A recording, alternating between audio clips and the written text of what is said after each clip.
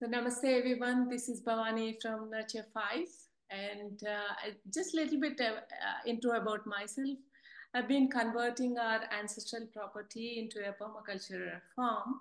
I've worked with a lot of kids and farmers just to bring awareness about sustainable living. Later on, now I'm focusing on the farm itself, implementing the zones.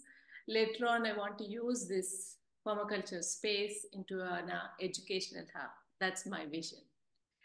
My background is IT, and I did work 2 decades in US and came back to India. It's 6 years ago, and this is my journey. And today's we have a special guest here with me on the podcast, and he is an international icon. And he's the guess who? You can see him on the screen. You can guess he's the co-originator of the permaculture concept. And Lord, thank you very much, David, for joining our podcast. I'm really It's fortunate to have you here.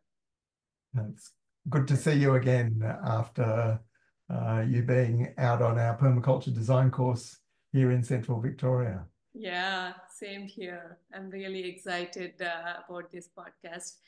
Thank you once again for accepting my request. And we couldn't do it in live, but this is also as good as live.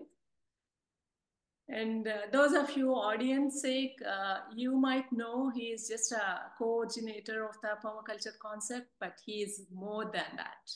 He is an author and written several books, and he is a consultant for environmental design. He is an advisor to a lot of committees and government bodies, and has done a lot of multiple huge, humongous projects. Miliadora itself is a living permaculture farm and space, I would say, and retro suburbia, which is empowering the urban people. We'll go into details. And another one, Forest Fire Eco Community Project. So these are the ones, list goes on and on. So I would stop here and I would ask David a few questions about it, about the journey. And David, I wanted to start like layman's perspective.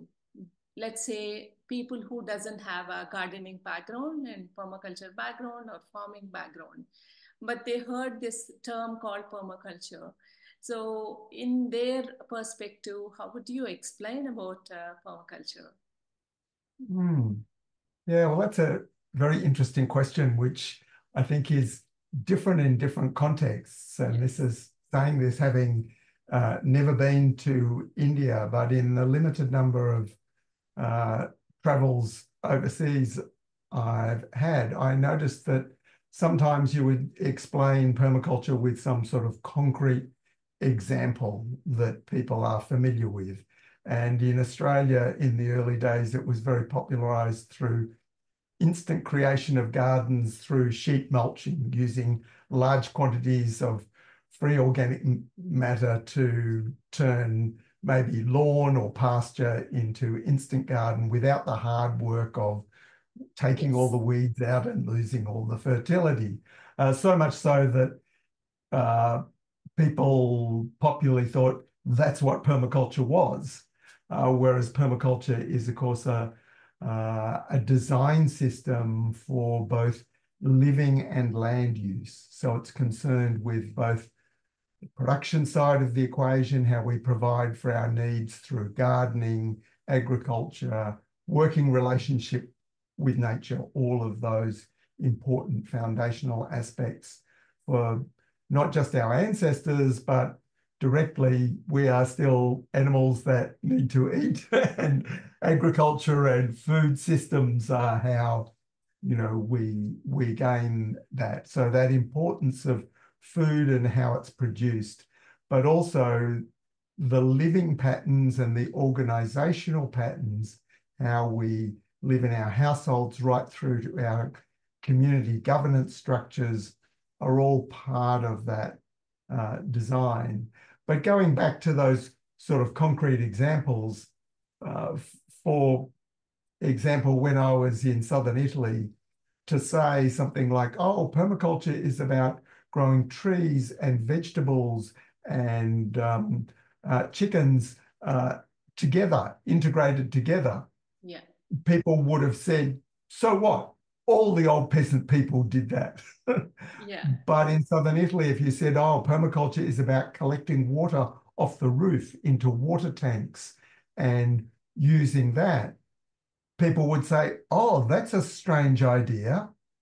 But in Australia, if you said permaculture is about collecting water in tanks from the roof, they would say, so what? All rural people did that.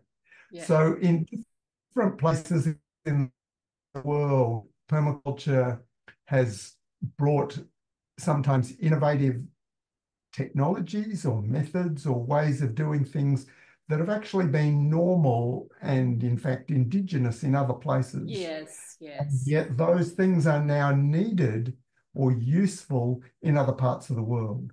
And so sometimes, especially people have found in many development projects in poor communities, it's those key technologies or techniques or methods that ordinary people can see, oh, that is really useful. And so then they become interested. And so if they can see a method that works, whether it's from water harvesting with swales or many other different things that, depending on the history of land use, that may be something missing. And so that's often then that gives a validity to permaculture through something that works for people. But that, of course, is different in different places.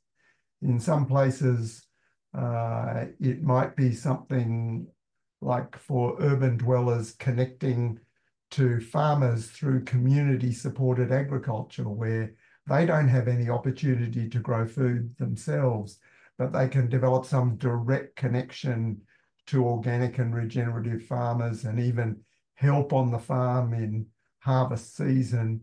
And that creates a connection which doesn't exist in the normal centralized food market system. So that can become, a pathway.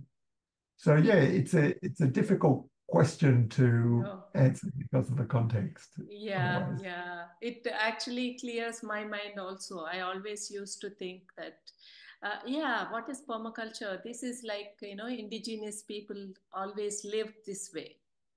That was thousands of years back, a lot of around the globe. It's not only India or any other country. So did you guys, like you and Bill Mollison, really spend some time with them and came out this concept? It's my doubt. I just want to clear. Yeah. Well, firstly, Bill Mollison was a generation older than me. And although I grew up in suburban Australia, and at least for my generation of the post-war baby boom, I was no more connected to nature or the land than, than most of the population. But Bill Mollison grew up as part of the pioneering culture that was still clearing the forest in northern Tasmania when he was young, and worked in a lot of those activities, those hard activities, and of course also very destructive activities. But he also then went to university as an adult after working with wildlife researchers in research on the rabbit plague problem in Australia. And they recognized his genius, and he studied ecology with some of the top wildlife research people in Australia. And so this combination of the pioneering knowledge of working in the environment through exploitative systems, the science of ecology, and then also connection back to Indigenous culture that was still very fragmentary in Tasmania. So as an academic, Bill Mollison knew socially a lot of those people. But the knowledge base in that community was very, very low. And we were also reading a lot about the evidence for Indigenous land management in Australia before white settlement. And then there was also academic studies of garden forest farming systems in Southeast Asia, in the highlands of New Guinea, and in Central America, amongst others that I remember. So there were direct and indirect influences, as well as I mentioned his pioneering world, because that was a hard understanding of what it's like to extract a living from nature in the globalized world of that Australia already was, of supplying commodities to markets. Yes. So whether that was him working in the forest, felling trees to make barrel staves for the breweries in Melbourne, or on the shark boats catching fish for the centralized markets, or farming in northern Tasmania.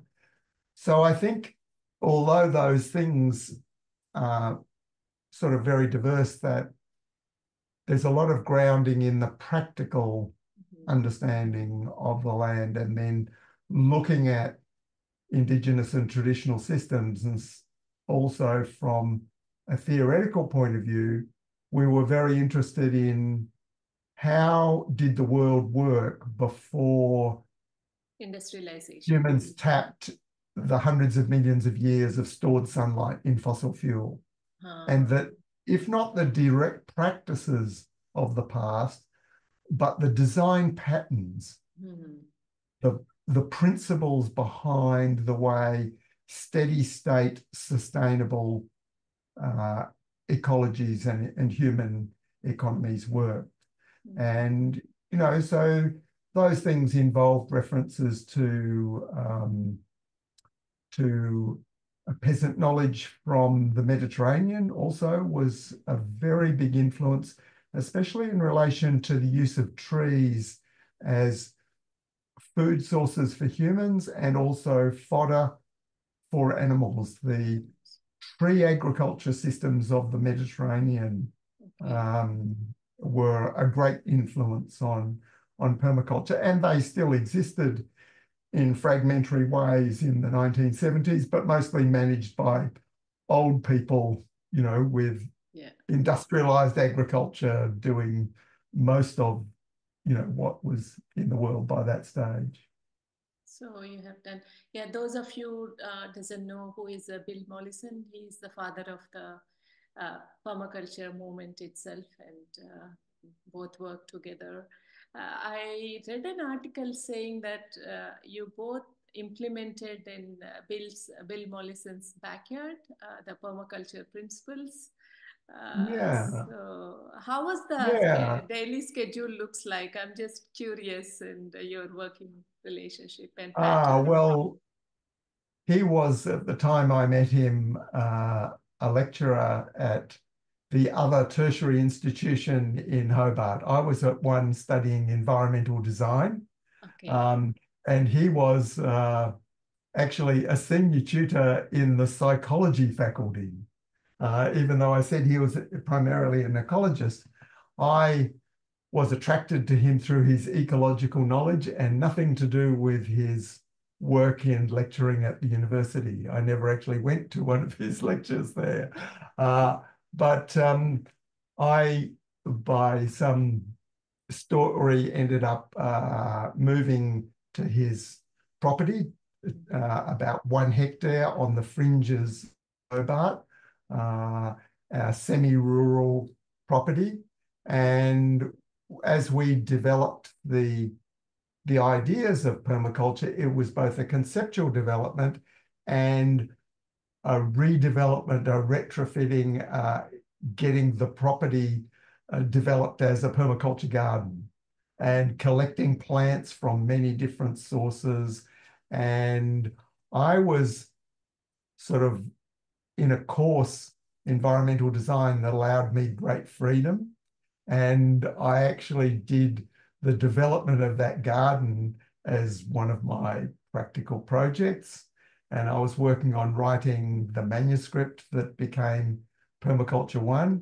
Yeah. And Bill and I were developing all the ideas, and we were working together developing the garden at the same time. So it was both the conceptual and the practical. And there was a lot of, I suppose, what you would say was economic botany. Oh, what are these unusual plants that people don't usually grow that we could grow? Many different fruits and other species and herbs and other things. So we were doing that work both practically and the theory at the same time. Observing the nature too, and reading the volunteers, how did this happen?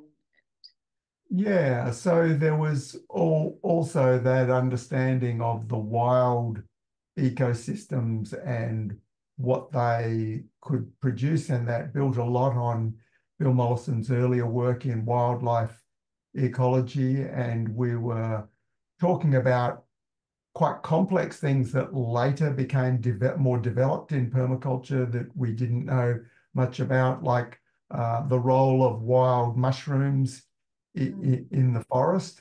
Bill Mollison had already seen how Australian wallabies actually ate a lot of these beneficial fungi and spread them around the forest. And we were speculating about, how could these eucalypt forests that we have that, yes, have very great timber, but not much in the way of food, and in an Australian culture very much building from the English culture, very suspicious of anything other than field mushrooms being edible, we were speculating about all the diversity of fungi that already existed in these forests or could be encouraged to grow, even if most of our food plants that we want to grow don't grow very well with big eucalyptus trees. Yeah. So all of those ideas were there as part of, how do we create cultivated ecologies suitable for providing people's needs, but how do we also use the wild things around us and better understand them? Who is maintaining that after Bill passing away? Any idea? It still exists? Well, there was a tragic lineage there of he sold the property when we were still living there, and I stayed and I continued to manage it for a period, but then the new owner, tragically, it's interesting that it became a sort of a junkyard of cars, as that owner had difficulties psychologically. And so I think sometimes it's important to not be attached to small concrete outcomes and accept that ideas can spread and have influences elsewhere. And it's also interesting that in a lot of ways, the development of the permaculture movement, even before or concurrent with it starting to spread overseas, really germinated and took strong root in Victoria and places in New South Wales and Queensland, more than it actually did in Tasmania, where it initially came from. So this region here, where I am in central Victoria, a decade before I was living here, was already one of those centres that permaculture as a movement was starting to flourish. Yeah, I wanted to visit actually Bill Mollison's place when I visited Krishna Eco Village. Then a lot of floods happened. That's why I couldn't. But you raised a very good point, actually.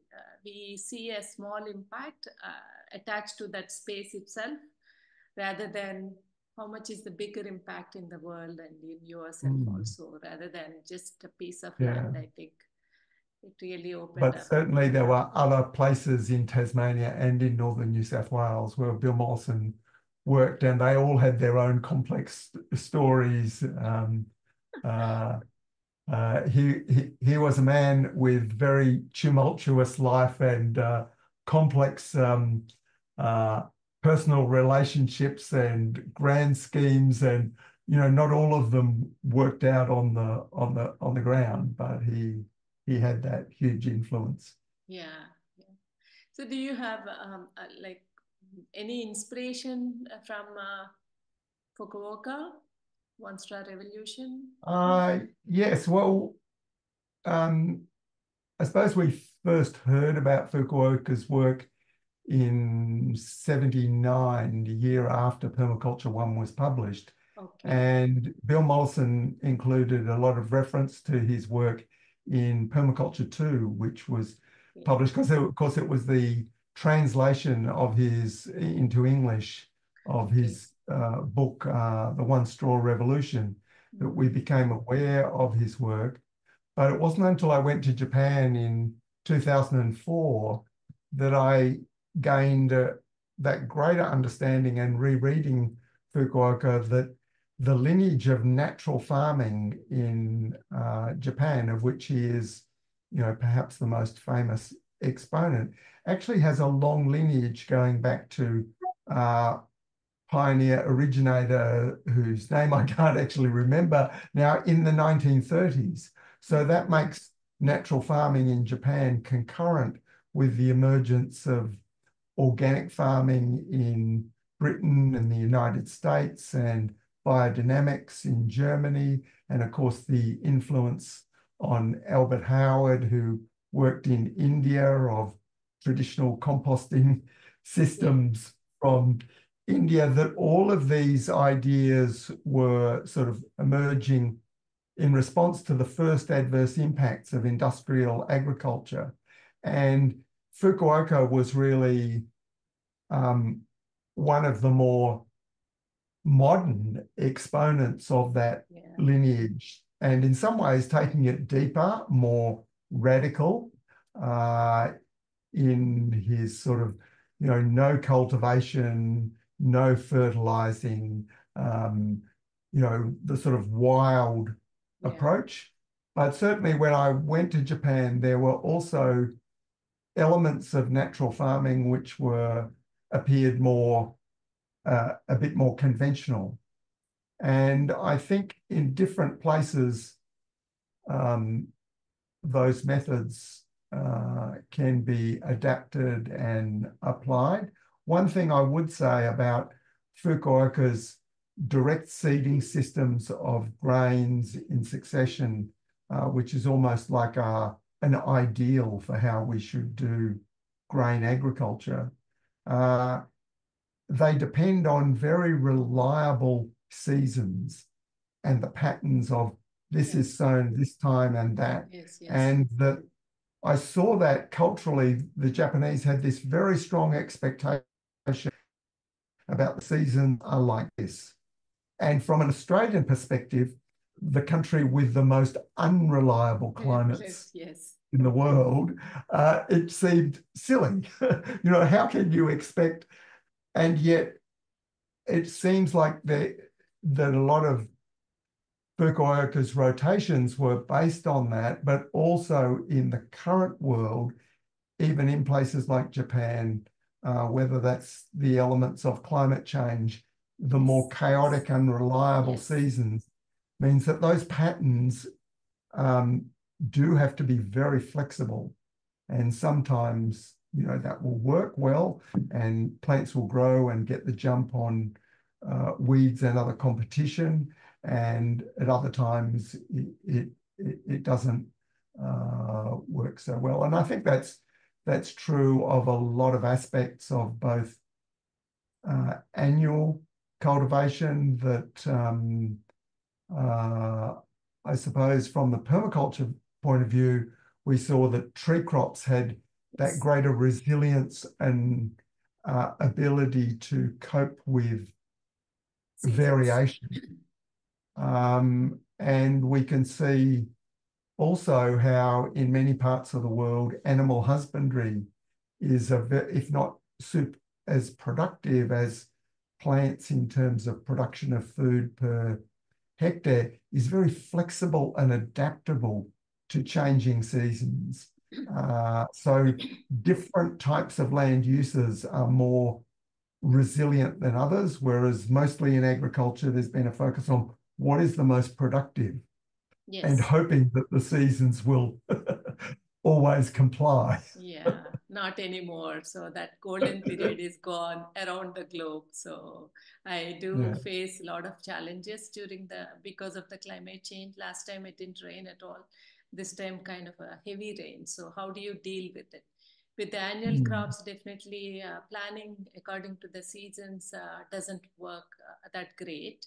But still, you got to be resilient for the climate change for sure. So there is no like A plus B or 1 plus 2 equal to 3 anymore. So it just have to be go with the flow. And I think tree crops are very good for resilient and climate change. And if you plant windbreakers, and I think that is the way to go. With my experience, I'm also facing the same way. Yeah, it's a very good explanation, David, that Fukuoka way of farming, and now with the climate change, how the combination, you explained it really well for the audience. So the principles, I think you have covered the way of doing a sustainable living, basically, right? In the permaculture principles, it's not just focus only on farming and grow food and eat. Like, how do you live with nature? And I think that one aspect, of course, that is strong for me, because most of my work has been in the amongst the billion or so privileged middle-class people of the planet. Maybe it's now 2 billion, actually, partly because of India and China. I used to say 1 billion middle-class people on the planet. But how I saw, although permaculture work with the majority of people who weren't consuming much was important, the overall global impact of, firstly, the very rich is limited because they're so few in number, and the global middle class, you could say we are the cause of the problem, and also how can we become part of the solution? And a lot of that is around behavior change. Some of it's about becoming responsible producers again, rather than just consumers. So learning how to be gardeners, farmers, workers with nature to sustainably produce. But a lot of it is transforming how we consume. And so our ways of living are as big a part of the equation. And change is quite difficult because, as Sue would say, it's easy to change the behavior when you have young children. Children are very malleable and flexible, but adults, and sometimes even more university educated adults, they have all sorts of rationalizations for why they need to keep doing. And then, of course, there's all the structures of society, of debt and social expectation and advertising that are channeling people into particular patterns that are very, not just destructive of the planet, but increasingly dysfunctional for the people who are doing them. They're not even beneficial. So there's the problems of health, mental health, and then the actual, when facing more difficult economic and even political futures, people's increasing faith in that the authorities will look after us, or I just need to do what I am told type of attitude, to no one needs to be more self-reliant and more collectively reliant in our households and our communities, because we can't necessarily expect the government or the corporate employer or whatever those larger structures are to look after us. Or we can expect it, but it might not be the case. Yeah, anymore. Maybe we think we have a right to it, but it might not happen. So that enlightened self-interest in changing behavior, not just as an atonement for damage to the planet, but no, this is actually a better way to live. And that is quite a difficult message, because like throughout history, there haven't been many grand movements or revolutions shouting for less. Yes. And in a way, permaculture is saying to people of middle class circumstances and privilege, whether that's here in Australia or in India, no, living this more simple way is actually better. It's better for us. So to some extent, that is a message, a selling point, dare I say, a proper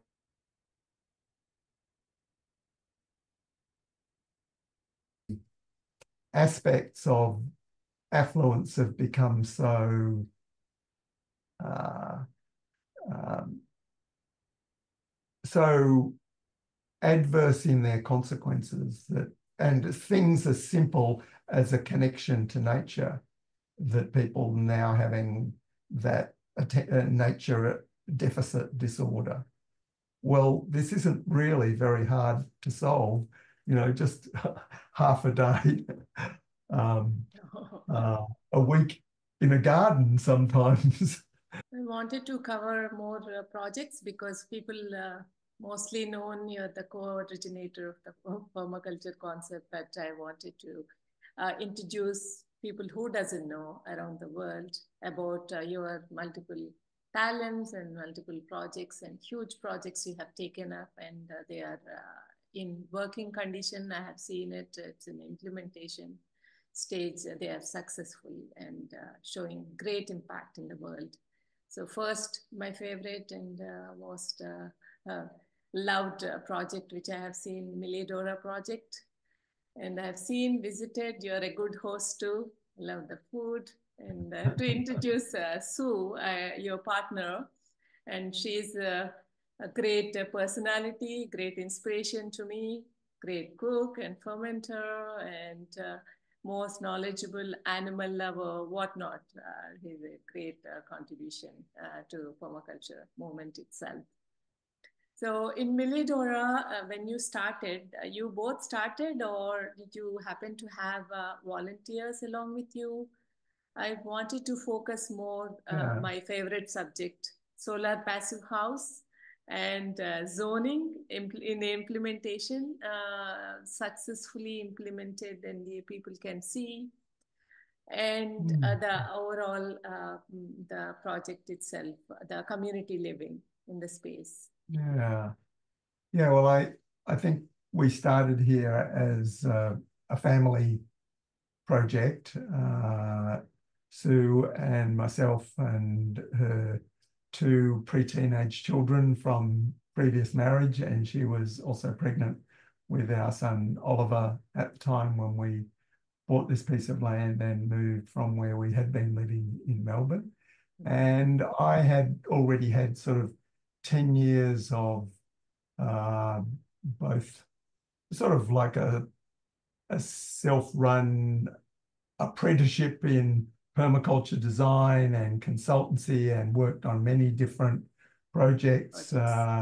And so was pouring all of my energy and knowledge into this small 1 hectare piece of land, but also in the urgency to create a home and become established, because Sue was leaving behind her job as an Italian interpreter in the city. And so effectively we're dependent on my then micro business as a permaculture consultant in the early 80s.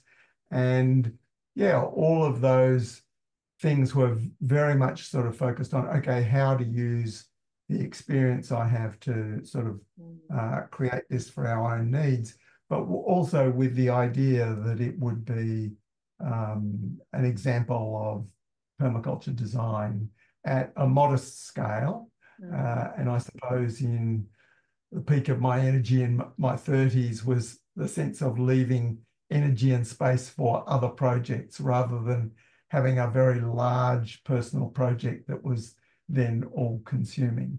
But I suppose Sue was very much led by me having greater expertise, but it was interesting early on how her having the empathetic connection with animals, that she naturally fell into that space of being the animal person, and was much better at that than I would be. So what was the plant and the technical person. And so that sort of balance of roles was something that we didn't have sorted out, but that emerged over time.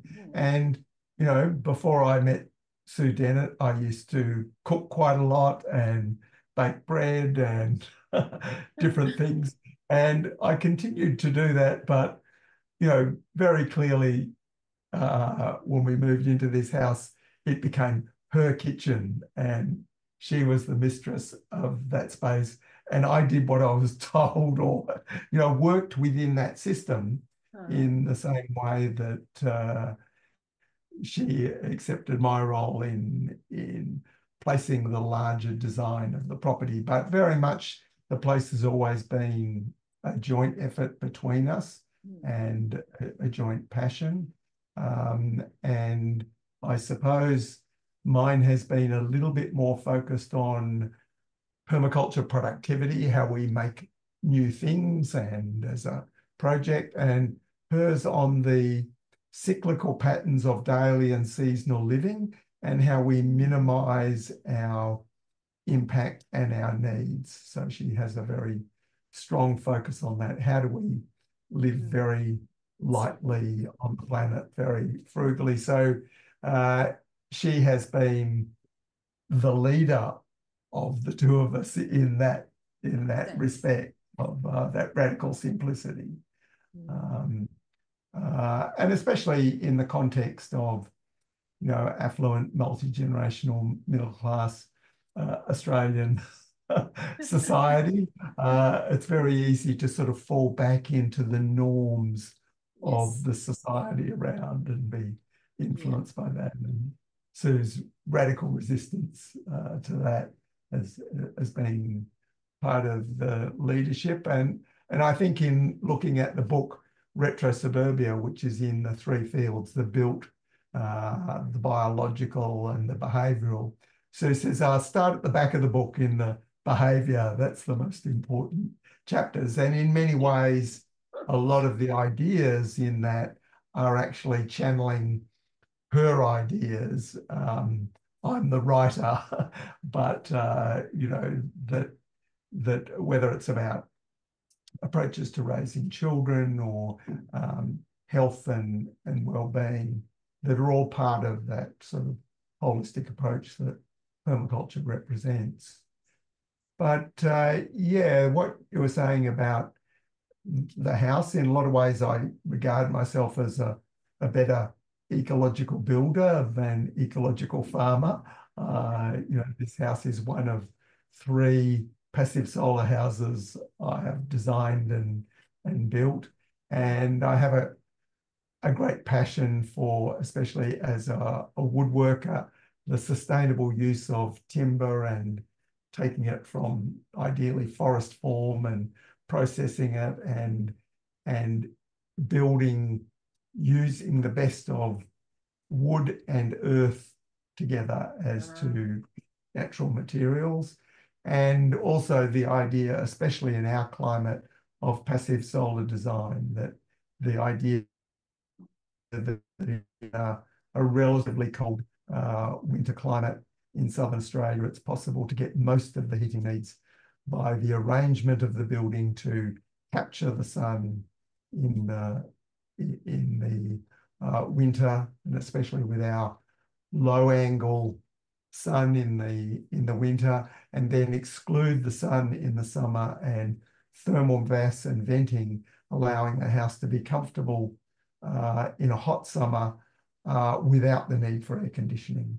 And that is still an amazing thing after all these decades of living in a house like that, where while it requires you to be conscious of how to manage the house doesn't really need so much in the way of active heating and nothing in the way of cooling in summer. And so that makes that sort of refuge when the outside environment is harsh and difficult, and that often, you know, you are working outside in less than ideal weather conditions, and then to be able to come back into a house which is comfortable in that way is very special, and of course very significant in terms of dependencies on depleting and polluting fossil fuels and other normal ways of providing that comfort. It's not like a tiny house, or, you know, it's not like really layman kind of a work, but it's quite modest house. Yeah, well, I think it's modest in the sense, in an Australian context, of how much we use it. Yes. So it is a house that's also an office for our business, and then volunteers who are here and people sharing the property, having shared lunches